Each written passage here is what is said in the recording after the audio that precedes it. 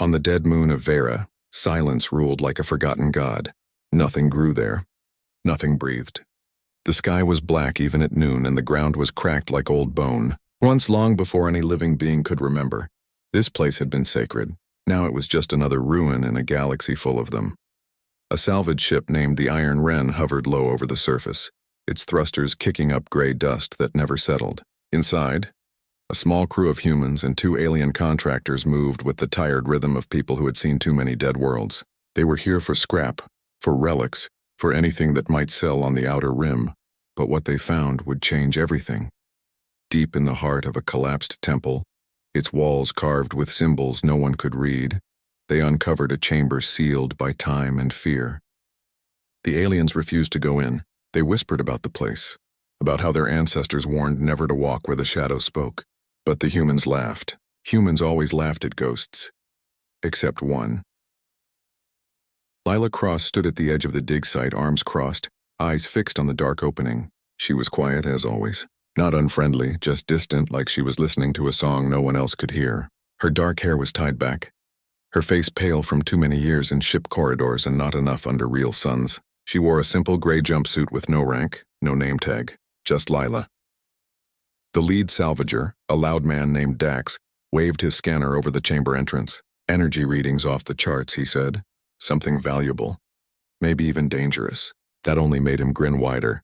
They sent in a drone first. It lasted 3 seconds before its feed cut to static and its metal frame melted into a puddle. Dax cursed, then called for volunteers. No one stepped forward. Not even the aliens, who now stood far back, muttering prayers in their native tongues. That was when Lila walked past them all. "Hey, wait," Dax called. "You don't even work for us." Lila didn't answer. She just kept walking, boots crunching on the brittle stone. The air grew colder as she neared the chamber. A low hum vibrated through the ground, not loud, but deep, like the sound of a sleeping giant turning in its sleep. Inside, the chamber was empty except for one thing. In the center of the room, resting on a pedestal of black rock, sat a tablet. It was smooth, flawless, made of pure obsidian that drank the light around it. No markings, no seams, just a perfect rectangle about the size of a human hand. It pulsed faintly like a slow heartbeat. Lila stopped a few feet away. She didn't reach for it. She just looked. The others gathered at the entrance, watching through their visors. Dax wanted to yell at her, to tell her to get back, but something in her stillness kept him quiet. Then, without warning, Lila stepped forward and placed her bare hand on the tablet. Everyone froze. The aliens dropped to their knees, covering their heads. Dax stumbled back, tripping over rubble. The crew braced for screams, for fire, for death. But nothing happened. Lila didn't collapse. She didn't burn. She simply stood there, eyes closed, fingers pressed flat against the cold surface. Her breathing slowed. Her shoulders relaxed. And then, so softly that only the wind might have heard it, she whispered 2 words, "I remember." The hum stopped. The air warmed. The obsidian tablet went still. For a long moment, no one moved. Then Dax found his voice. "What the hell was that?" Lila turned slowly, her eyes open now. They were the same as before, brown, calm, but something in them had shifted. They held a depth that hadn't been there moments ago. Oh wait, a memory. She didn't answer Dax. Instead, she lifted the tablet from its pedestal. It came away easily, as if it had been waiting for her. The moment it left the stone, the chamber groaned. Cracks spread across the walls. Dust rained from the ceiling. "Get out," Lila said, her voice low but firm. They ran. Outside, the ground trembled. The temple began to collapse behind them, stone folding in on itself like it was ashamed to have been seen. The Iron Wren's engines roared to life as the crew scrambled aboard. Lila was the last to board, tablet cradled against her chest like a child.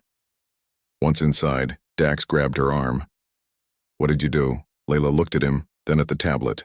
It was warm now, almost alive. Veins of silver light flickered beneath its surface, fading in and out like distant stars. "Nothing," she said. "I just remembered." Back on the ship, the aliens refused to go near her. They stayed in their quarters, speaking in hushed tones. The human crew watched her from a distance, uneasy. Dax wanted to lock her up, call command, report an anomaly. But before he could, the ship's comms lit up. A priority alert from Sector Command. Unknown energy surge detected near Vera. All vessels to report status. Possible xenotech breach. Dax cursed again. He knew what that meant. If Command thought they'd awakened something dangerous, they'd send a cleanup team, and cleanup meant no survivors. Lila sat alone in the cargo bay, the tablet resting on her lap. She traced its edges with her fingertips, her mind full of images she couldn't explain. Towering trees with silver leaves, cities built in the clouds, a sky filled with twin suns, and a dragon. Always the dragon, vast luminous with eyes like molten gold. She didn't know how she knew these things, but she did. As the iron wren jumped to warp, fleeing the system, Lila closed her eyes again. The tablet hummed against her skin, not with power but with recognition. Far away, in the cold void between galaxies, something stirred. It had been sleeping for 10,000 years. It had been waiting for her voice. And now, it heard it. The crew didn't notice the change in the stars outside. They didn't see the faint shimmer in the warp trail like heat rising from desert sand, but Lila felt it, a pull, a call. She stood, walked to the viewport, and stared into the endless dark. "They think I'm human," she whispered to the glass, "but I was never just human." The tablet glowed softly in her hand, answering in a language older than words. And somewhere out there, wings began to unfold. The iron wren drifted through the outer rim, its engines running low, its crew tense. No one spoke much anymore. Lila stayed in the cargo bay, rarely eating, rarely sleeping. The obsidian tablet never left her hand. It had fused to her skin now, a smooth black band around her wrist that pulsed with every beat of her heart. The crew avoided her. Even Dax kept his distance, though he watched her through the ship's cameras, his face tight with worry and fear. Then the signal came. It wasn't a broadcast. It wasn't sound or code. It was a feeling, a deep, resonant pull in the bones, like the moon calling the tide. Lila felt it first. She stood suddenly, eyes wide, and ran to the bridge. "Where are we?" she asked, voice sharp. Dax turned, startled. "Sector 9, near the dead belt." Why she didn't answer. She stared out the viewport at the empty stars. Something was coming. Something vast. Something old. It arrived without warning. One moment, space was calm. The next, a streak of light tore through the void like a blade. It wasn't a ship. It wasn't a comet. It moved with purpose, with grace, curling through the dark like smoke given life. Then it stopped, hovering just outside the wren's hull. The crew screamed. It was a dragon, but not like the dragons of old Earth myths. This one was made of light and shadow, its scales shimmering like crushed stars. Its wings stretched wider than the ship itself, glowing faintly with blue fire. Its eyes, huge, golden, ancient, locked onto the wren. Onto Lila, Dax hit the alarms. "Shields up, weapons hot." But Lila stepped forward and placed a hand on his arm. "No," she said. "Don't." Before anyone could stop her, she opened the airlock. The dragon didn't attack. It lowered its head, its massive snout pressing gently against the hull. A low rumble filled the ship. Not a growl, but a purr. A sound of recognition, of homecoming. Lila walked out onto the hull in a pressure suit, the tablet glowing brightly on her wrist. The dragon watched her, unmoving. When she reached out, it nuzzled her hand like a cat seeking affection. Then it coiled its body around the wren, wrapping them both in a cradle of living light. Inside, the crew panicked. Systems flickered. Gravity wavered. But Lila wasn't afraid. She climbed onto the dragon's back, her boots sinking slightly into its radiant scales. The creature rose, lifting the entire ship with it, and shot into warp without engines, without sound, just pure will. They emerged days later near the edge of known space, far from any patrol routes. The dragon, Ember as Lila now remembered its name, set the wren down gently on a barren asteroid. Then it turned its golden eyes to Lila and waited. Memories flooded her mind. She wasn't just Lila Cross, salvager, human. She was a Lara of the Silverwood, last of the Star Elves. Her people had lived among the clouds of living planets, weaving songs into reality. Riding dragons through nebulae, they had fought the chorus, a hive mind that consumed civilizations by erasing their memories, rewriting history to suit its endless hunger. The elves had stood against it, and they had been erased, all except her. She had hidden her soul in a human body, buried her past beneath layers of false life, waiting for the day the tablet would wake. And now it had. Ember lowered its head again. It was wounded. A deep gash ran along its side, leaking light like blood. The chorus had found them already. Their enforcers, faceless drones made of black metal and stolen thought, had tracked the energy surge from Vera. They were coming. Lila knew they couldn't stay. The wren was too slow, too fragile. She turned to the crew who stood at the airlock, pale and trembling. "You have to go," she said. "Take the ship. Head for the free colonies. Don't look back." Dax stepped forward. "What about you?" "I'm not who you think I am," Lila said softly. "And this isn't my war alone. It's hers too." She nodded to Ember, who let out a soft chime like wind through crystal. The crew left without argument. They launched the wren and vanished into the dark. Lila watched them go, then turned back to Ember. "We have to move," she said. Ember bowed and Lila climbed onto its back again. This time they flew not through warp, but through the memory lanes. Paths only the elves and their dragons could see, woven from forgotten moments and lost dreams. Space bent around them. Time blurred. They passed through ghost cities, through battles long ended, through the laughter of children who never were. But the chorus was faster than she remembered. In the void near the Weeping Echoes Nebula, they were ambushed. 3 enforcer ships dropped from nowhere, black and silent, shaped like thorns. They fired not with lasers but with null beams, weapons that erased memory on contact. One hit Ember's wing. The dragon screamed, a sound that shattered asteroids. Its light dimmed. Part of its wing turned gray, lifeless. Lila clung tight, heart pounding. She raised her wrist. The tablet flared, throwing up a shield of silver mist. The next beam dissolved against it, but the effort made her gasp. The tablet was strong, but it needed time. It needed truth. Ember banked hard, diving into the nebula's swirling gases. The enforcers followed relentless. Inside the cloud, vision failed. Sensors died. Only instinct remained. Lila closed her eyes and listened, not with her ears, but with her soul. She remembered the old songs, the dragon calls, the binding words. She sang. Her voice was soft at first, then grew, weaving through the gas like roots through soil. Ember responded, its pain fading as the song filled its veins. Its wings flared back to life, brighter than before. It spun in the mist, then shot upward, breaking through the nebula's top like a phoenix reborn. The enforcers lost them. For now, they landed on a floating shard of rock deep in the nebula, hidden by its ever-shifting veil. Ember curled around Lila, exhausted. Its breath came in slow, glowing puffs. Lila stroked its snout, her fingers tracing the old scars, some from battles thousands of years past. "You came for me," she whispered. Ember blinked once. Of course, the tablet pulsed. It showed her more. The chorus wasn't just hunting her. It was afraid, because if one elf remembered, others might too. And if the dragons woke, the balance would return. But Ember was weakening. Dragons fed on belief, on myth, on the stories living beings told about them. In this age of cold logic and hard data, few believed in magic anymore. Few remembered the old ways. Ember was starving. Lila made a decision.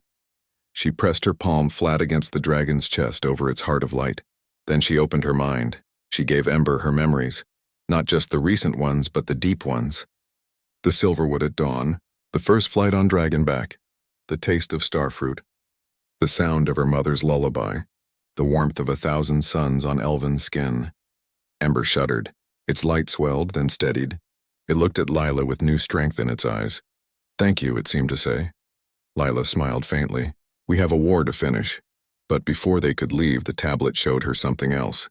A place, a vault, hidden in the graveyard of dead gods.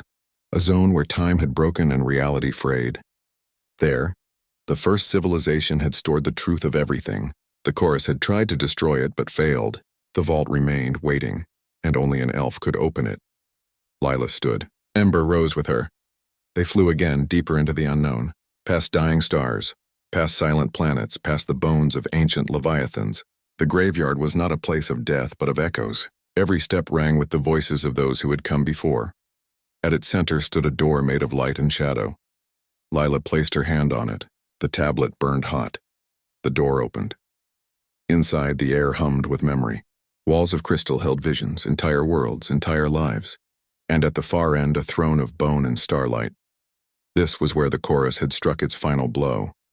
This was where her people had fallen. Lila walked forward, Ember at her side. She knew what she had to do. She would not just remember.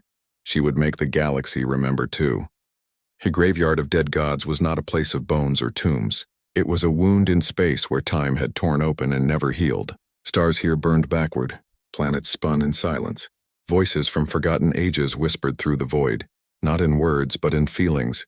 Grief, joy, rage, love. Lila walked through it like a ghost returning home. Ember followed close. Her light dimmed not by injury now but by the weight of the place. Even dragons feared where memory had been outlawed. At the heart of the graveyard stood the vault. It had no walls, no roof, just a ring of floating stones, each carved with symbols that shifted when looked at too long. In the center hovered the core, a sphere of liquid light pulsing like a heart. This was the memory vault of the first civilization, the ones who came before names, before war, before lies. They had seen the chorus rise and tried to stop it. When they failed, they stored the truth here, hoping someone would one day return to reclaim it. Lila stepped into the ring. The moment she did, the air changed. The whispers grew louder. Images flashed in her mind. Cities of glass floating above oceans of fire, beings made of pure thought dancing in nebulae, children laughing on worlds that no longer existed. And then, the fall. The chorus came not with weapons but with silence. It erased names first, then faces, then entire histories. The first civilization vanished not in fire, but in forgetting. The tablet on Lila's wrist glowed hot. It was not just a key. It was a bridge. She reached out and touched the liquid light. Instantly, she was pulled in. She saw everything. She saw the elves of the Silverwood standing with the first ones, forging a pact with the dragons to guard the balance of memory and time. She saw the chorus begin as a single mind-seeking unity, then twist into a hunger that could never be filled. She saw her own death, not once but many times as Ilara, as other names in other skins, always hiding, always waiting. And she saw the truth the chorus feared most. It was not eternal. It could be undone, not by force but by remembrance. When she pulled her hand back, tears streamed down her face, but her eyes were clear. She knew what to do, but before she could speak, alarms flared in her mind. Not ship alarms, but Ember's warning. The chorus had found them. Enforcer ships dropped from the folds of broken time, black and sharp, their hulls drinking the light around them. They did not fire. They simply appeared surrounding the vault like vultures. Then from the largest ship a voice came, not through comms but directly into Lila's thoughts. "You are a glitch," it said, a memory that should not exist. "Surrender the vault. Surrender yourself, or we will unmake you again." Lila stood tall. "I am not a glitch. I am the echo you could not silence." The enforcers moved. Ember roared and launched into the sky, her body blazing with renewed fire. She was weak here, where belief was thin, but Lila's gift had given her strength enough for one last fight. She tore through the first enforcer with claws of solid light, shattering its core. The second fired a null beam, but Lila raised the tablet. The beam bent, absorbed, turned into a thread of silver that wove into the vault's core. The vault grew brighter. The chorus panicked. It sent more ships. Dozens, then hundreds. They filled the graveyard, blotting out the broken stars. Ember fought like a storm, twisting through their ranks, burning holes in their silence. But she was one dragon against an army built from stolen minds. Lila knew they could not win this way. She turned back to the vault. If she could not fight them, she would awaken what they feared most, the truth. She placed both hands on the liquid light and opened herself completely. Memories poured out of her, not just hers, but all the memories stored in the vault. They streamed into space like rivers of light, flowing past the enforcers, past the graveyard, past the edge of known space. Every being in the galaxy felt it. A sudden flash, a dream upon waking, a name on the tip of the tongue, a song half remembered. On a mining colony near Titan, a child drew a picture of a silver tree with two suns. On a warship in the Outer Rim, a pilot swore she saw a dragon in the static. In the heart of Earth's archives, an old data core unlocked itself, revealing texts no one had written. The chorus tried to block it to erase the signal, but it was too late. The truth was loose, and it was spreading. Ember, sensing the shift, let out a triumphant cry. Her light blazed so bright it burned the nearest enforcers to ash. The others faltered. For the first time, the chorus's creations felt doubt. But the cost was high. Lila collapsed to her knees. Giving the memories away was like tearing pieces of her soul. Her skin grew pale. Her hair turned white at the tips. The tablet pulsed weakly, its light fading. Ember landed beside her, nudging her gently. "You gave too much," the dragon seemed to say. Lila smiled faintly. "Not enough. Not yet." She looked up at the sky, now streaked with threads of silver light. The galaxy was waking, but the chorus would not let go easily. It would gather its full might. It would come for her at its core, the planet-sized brain where it stored all the memories it had stolen. That was where the final battle would happen, and she would have to go there alone.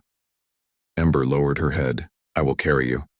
"No," Lila said softly. "You are needed elsewhere. The humans, they are stirring. They remember, even if they do not know it yet. They will need a guardian, a symbol. You must go to them."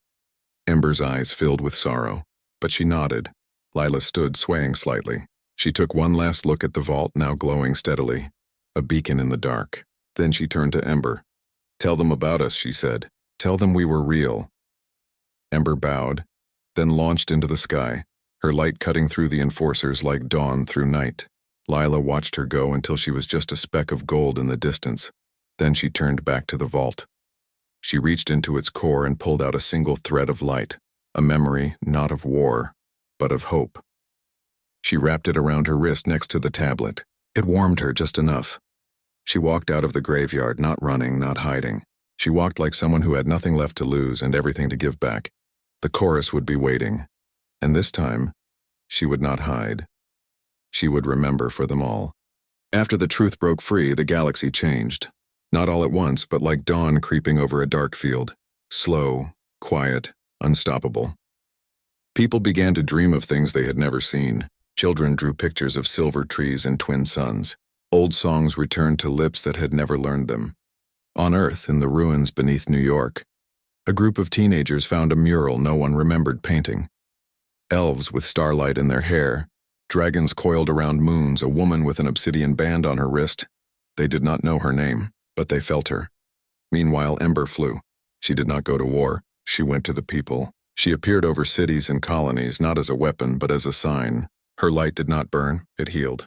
Where she passed, crops grew in dead soil. Broken machines hummed back to life. Lost memories surfaced like bubbles in still water. Humans watched her in awe, not fear. They called her the Bloom Dragon. They left offerings, songs, stories, handmade trinkets shaped like wings. And they listened. Lila's broadcast had not just shown the past. It had shown the chorus for what it truly was, a thief of souls, a liar wearing the skin of order. Fleets that once served the chorus began to question. Soldiers hesitated. Commanders deleted orders. On the rim worlds, rebels rose not with guns but with truth. They painted elven symbols on their ships. They named their children after forgotten heroes. They built shrines from scrap metal and hope. Among them, a new force gathered. They called themselves the Rememberers. They were pilots who heard Ember's song in static, hackers who found elven code hidden in old networks, poets who wrote verses that made machines weep. And at their center stood a young woman named Maya Ross, barely 20 with eyes too old for her face. She had been born on a refugee ship, raised on stories her grandmother whispered in the dark, stories of a time when dragons flew and elves walked among stars. When the truth came, Maya knew what to do. She found others like her. In a hidden shipyard near Mars, they rebuilt what the chorus had broken. They took old warships and lined their hulls with dragon-scale alloy, metal that shimmered like Ember's hide, forged from meteorites that fell the night the truth bloomed. They installed resonance cannons tuned to elven frequencies, weapons that did not kill but awaken. They painted their flag with a silver leaf and a single word. Remember. Lila did not lead them. She could not. She was already walking toward the end. But she watched from afar, hidden in the shadow of a dying star. She saw Maya rally the Rememberers. She saw Ember land beside their flagship, the Dawn Chorus, and let them touch her scales. She saw humans, descendants of elven refugees who had hidden their blood for generations, step forward, their eyes glowing faintly with ancient light. The time had come. The chorus knew it too. From its core world, a planet-sized brain floating in the void, wrapped in layers of stolen thought, it sent its final command. All loyal forces converge. Destroy the Rememberers. Silence the dragon. Erase the last elf. But its voice was weaker now. Doubt had crept in. Some ships turned away. Others fired on their own. The Rememberers did not wait to be hunted. They launched first. Their fleet was small, only 12 ships, but each one burned with purpose. The Dawn Chorus led them. Ember coiled around its hull like a living shield. Maya stood on the bridge, hands steady, heart full. She did not know if they would win, but she knew they had to try. Lila watched their approach from a scout pod cloaked in silence. She wore no armor, carried no weapon, only the tablet, now dull but still warm, and the thread of light from the vault glowing softly around her wrist. She would not fight with them. Her battle was elsewhere. As the Rememberers neared the core world, the sky turned black, not with night but with enforcers, thousands of them forming a wall of silence. The chorus was afraid. It poured everything it had into this last defense. Ember roared and charged. The battle began not with explosions, but with song. The Rememberers broadcast Lila's memories across every channel. The enforcers shuddered. Some dropped from the sky, their stolen minds overwhelmed by truth. Others fired, but their beams bent away from the dragon-scale ships, repelled by the resonance of remembrance. Maya's cannons fired not energy, but memory, pulses of joy, grief, love. Where they struck, enforcers cracked open, revealing the faces of those whose minds had been taken. Some wept, some smiled, all fell silent. Ember tore through the lines, her fire burning not flesh but forgetting. With every pass, the chorus's wall thinned, but the core world remained. It loomed ahead, a sphere of pulsing gray matter, veins of black light running across its surface. At its center beat the heart of the chorus, the place where all stolen memories were stored, twisted into lies. Lila's pod slipped past the battle, unnoticed. She landed on the surface of the core world, her boots sinking slightly into the soft, thinking flesh. The air smelled of static and sorrow. She walked toward the center. The chorus spoke to her again, not with threats, but with fear. "Why do you return?" it asked. "You will be unmade." "Again and again because you stole more than memories," Lila said. "You stole the right to feel, to hope, to be real." She reached the inner chamber, a vast dome of shifting thought where billions of voices whispered in confusion. Here the chorus kept its prize, the original memory of the first civilization, locked in a cage of silence. Lila placed her hand on the cage. The tablet flared one last time, and she did not just remember. She gave back. Every memory the chorus had taken, every name, every face, every dream poured out of her and into the cage. The chorus screamed as its lies unraveled. The dome cracked. Light burst through. Outside, the Rememberers saw the core world begin to bloom. Tendrils of silver light spread across its surface. Flowers of pure thought opened in the void. The enforcers stopped fighting. They stood still, then knelt as if waking from a long sleep. Ember landed beside Maya's ship, exhausted but radiant. "It is done," Maya whispered. "Not yet," Ember seemed to say. She looked toward the core world. Inside, Lila stood at the center of the storm. Her body flickered, human one moment, elven the next. Her hair turned silver. Her skin glowed faintly. She was giving everything. Her past, her present, her soul. The chorus collapsed not with a bang, but with a sigh. Its mind filled with empathy, with pain, with love, things it had never known. It could not survive them. It shattered into a million pieces of silent light. And Lila fell. Ember felt it. She launched into the sky, racing toward the core world. Maya followed in a shuttle, heart pounding. They found Lila in the chamber, lying on the floor, her eyes closed. The tablet was gone. Only a faint scar remained on her wrist. Her breath was shallow. "You did it," Ember whispered in thought. Lila opened her eyes. They were clear, calm, tired. "It was never mine to do alone," she said. "It was theirs, all of them." She looked at Maya, who knelt beside her, tears in her eyes. "You will lead them now," Lila said softly, "not as a soldier." "As a rememberer," Maya nodded, unable to speak. Lila smiled. Then she closed her eyes again. Ember wrapped her gently in her wings, as if tucking her in for sleep. Outside, the galaxy breathed for the first time in 10,000 years. After the fall of the chorus, silence returned to the core world, but not the old silence of forgetting. This was a quiet full of breath, of waiting, of healing. The planet-sized mind no longer pulsed with control, but with gentle rhythm, like a heart learning to beat again. Its surface bloomed with soft light, vines of memory curling through cracks where lies once lived. The enforcers stood motionless, no longer weapons, but witnesses. Their metal shells softened, turning to stone, then to soil, then to flowers that glowed in the dark. Maya carried Lila from the chamber, cradling her like a sister. Ember followed, her wings dimmed but steady, her golden eyes never leaving the woman in Maya's arms. They returned to the dawn chorus where the rememberers waited in hushed awe. No one cheered.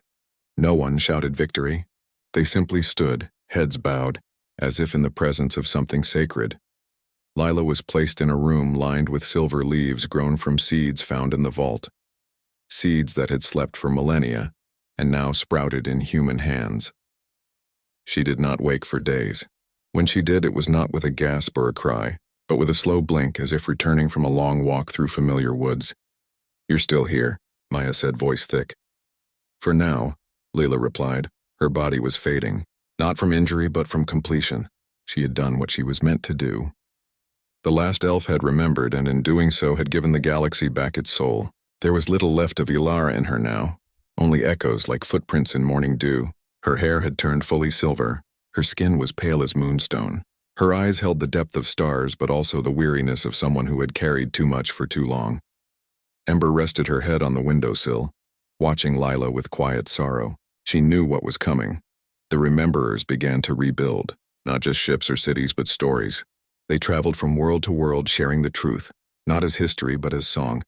They taught children to draw dragons. They planted silverwood saplings in barren fields. They built libraries not of data, but of dreams. And everywhere they went, Ember flew above them, a living promise that wonder had not died. Lila stayed aboard the dawn chorus, rarely speaking, often gazing out at the stars. She did not command. She did not plan. She simply was, and that was enough. One evening, as the ship drifted near a quiet system where twin suns set over an ocean of glass, Lila asked Maya to bring her the tablet. "It was gone," Maya said gently. "It vanished when the chorus fell." Lila nodded. Of course, its work was done. But then she held out her hand. In her palm lay a small, smooth stone, black as obsidian, warm to the touch. It pulsed faintly like a heartbeat. "The memory lives," she said, "not in objects. In us." She gave the stone to Maya. "Keep it," she said, "not as a relic. As a reminder." Maya closed her fingers around it. It hummed softly against her skin. Days passed. The fleet grew. More ships joined, not just human but alien races who had also lost their past to the chorus. They came not to fight but to remember. Together they formed the New Weave, a network of worlds bound not by law, but by shared truth.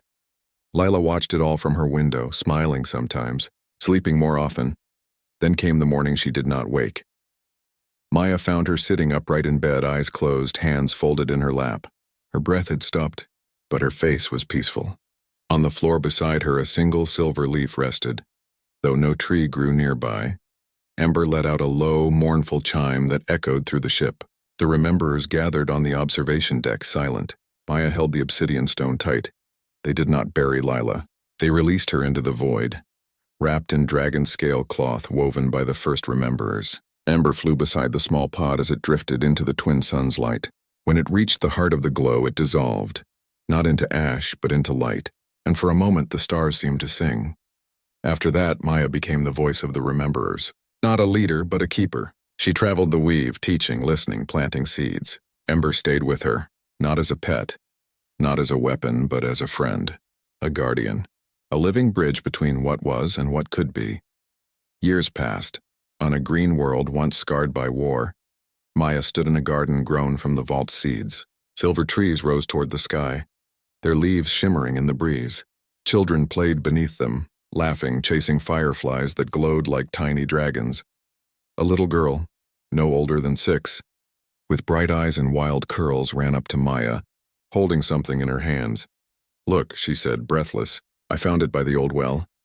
It was a smooth black stone, warm to the touch. Maya knelt, heart full. She recognized it. Not the same stone she carried, but another, born from the same memory. "What does it do?" the girl asked. Maya smiled. "It helps you remember who you really are." The girl frowned, then placed her small hand on the stone. Nothing happened. No light, no vision, just warmth.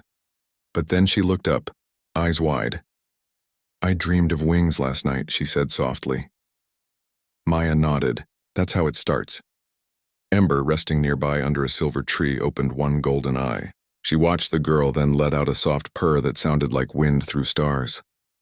Somewhere, Far beyond the edge of sight, a whisper moved through the cosmos.